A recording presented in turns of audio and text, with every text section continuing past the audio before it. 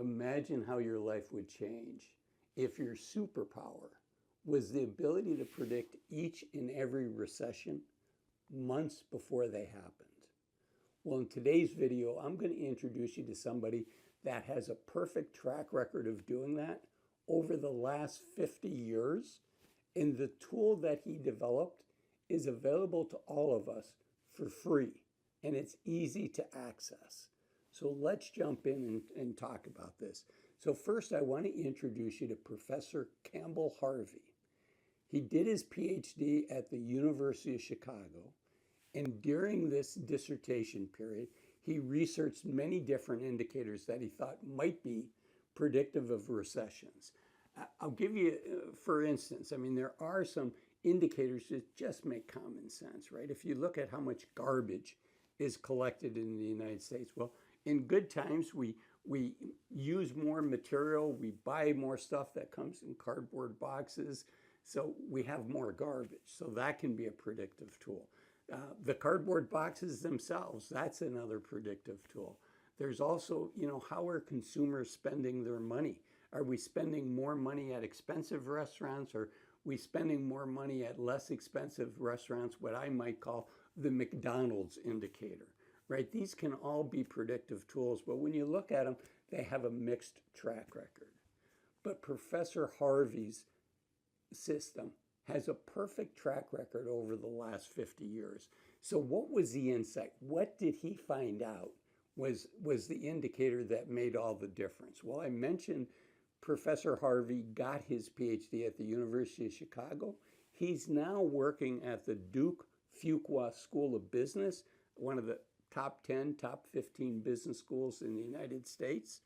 And Duke Today wrote in 2019 an article when his indicator was triggered saying, oops, it's happened again. And you know what? Months after that, we were in a recession.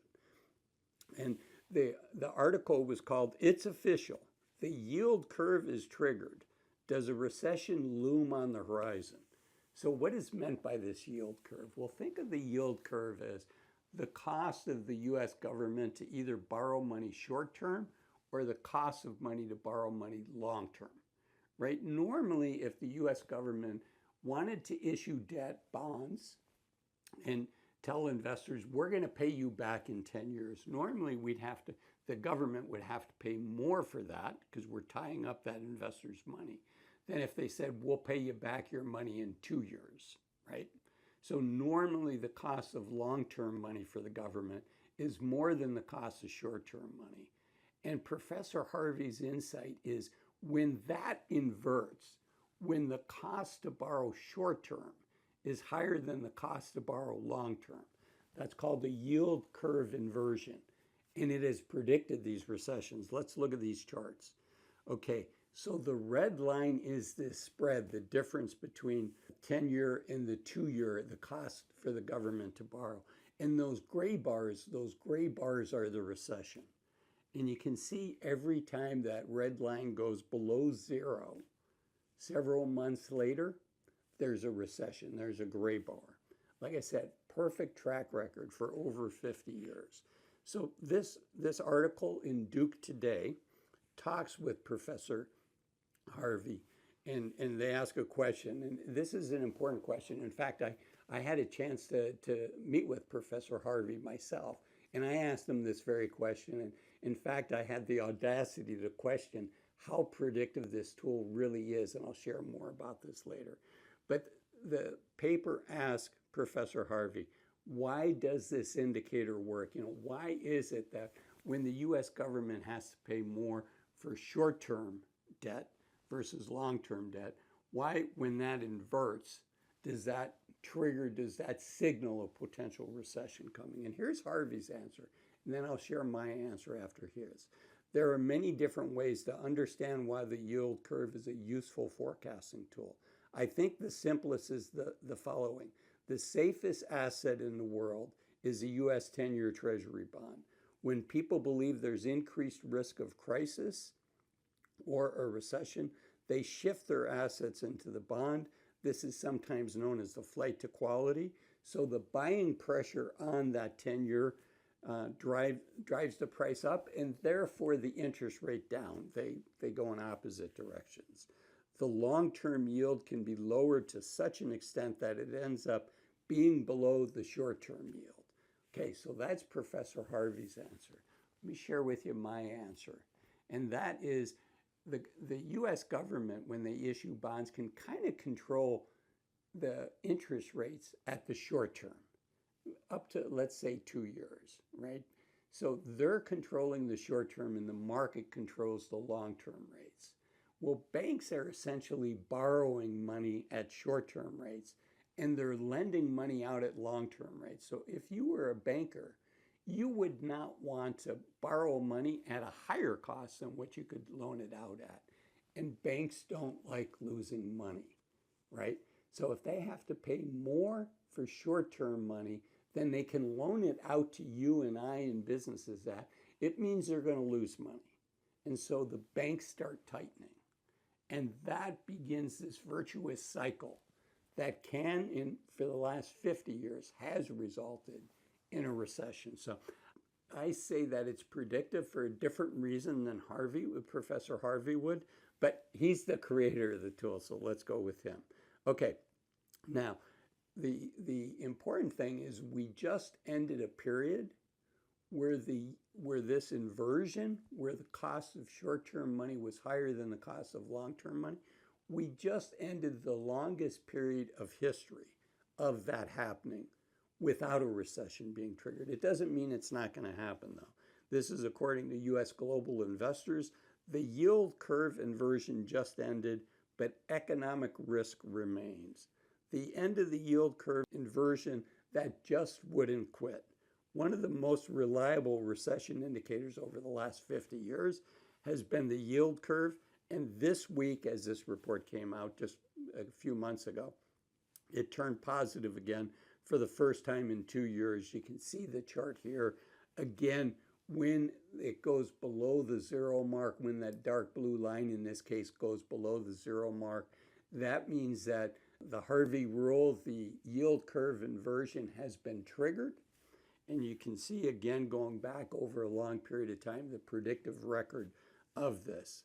And before this week, the yield curve had been inverted for a staggering 783 consecutive days, the longest such period in U.S. history. But yet we didn't have a recession. So what's going on?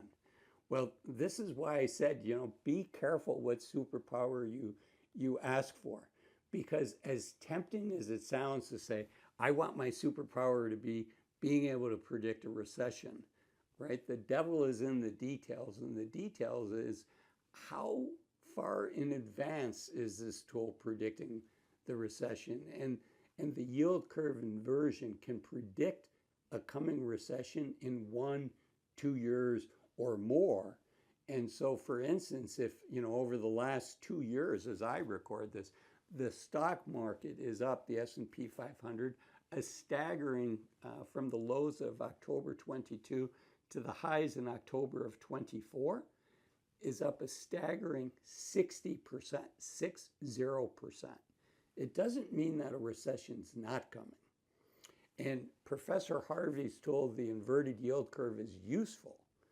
But while people might be pulled out of the market because they fear a recession is happening, this time the stock market continues to go up and may continue to go up for a long time. So what should you and I do?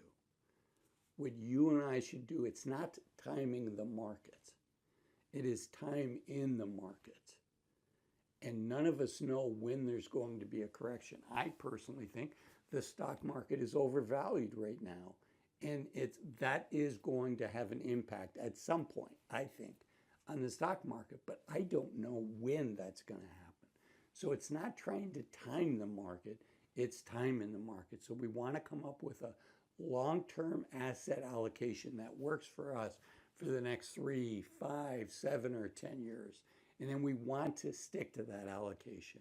And if the markets run up recently, that 60% increase that I mentioned earlier, if that has gotten your long-term allocation out of whack, maybe you're more invested in stocks, maybe you've forgotten a little bit about the pain of a 20, 30, 40% or more drop in the stock market. And remember, anything that can be up by 60% in 2 years, in my opinion, can also be down 60% in 2 years. And that would be really, really painful to all of us. So we want to have an asset allocation that we can stick to in good times and in bad times. And if we've skewed away from that because of the strong results of the stock market, because of the false sense of security that we can all get when it's been so long since we've gone through a painful period. If we've fallen victim to either or both of those, we want to get back to our long-term asset allocation. And it's a heck of a lot easier to do that when the market, as I record this, is at an all-time high, right? As we sell stocks to get back to our long-term allocation, we're getting an all-time high price for those stocks versus after the market's done a 20, 30, 40% correction. So it's about making good decisions.